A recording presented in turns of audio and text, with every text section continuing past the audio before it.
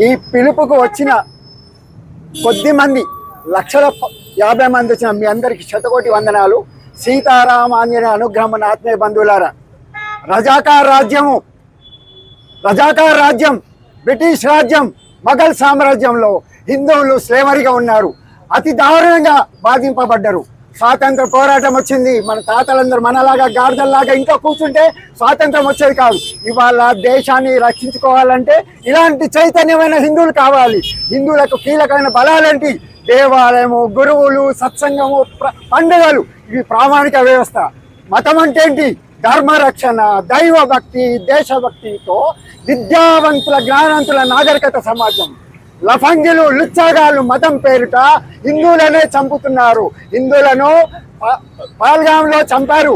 ఇక్కడ ఆర్థికంగా, మానసికంగా రోజు చంపుతున్నారు. మీకు తెలియట్లేదు. ఇలాంటి చైతన్యం చేయడానికే హనుమాన్ చాలీసా పారాయణం ప్రతి గుళ్ళో ప్రతి మంగళవారం, శనివారం చేస్తున్నాం.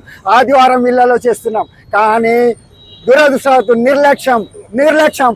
అదే కులం అంటే వెళ్తున్నారు, అదే ప్రాంతం అంటే వెళ్తున్నారు. మార్వాడీలను నిలుబంటున్నారు. ఇప్పుడు కొత్తగా ఇలాంటి దుర్గతం ఉంది. మీకు ఈ నిజాలు తెలుసుకోవాలి. Hindu information networking communication system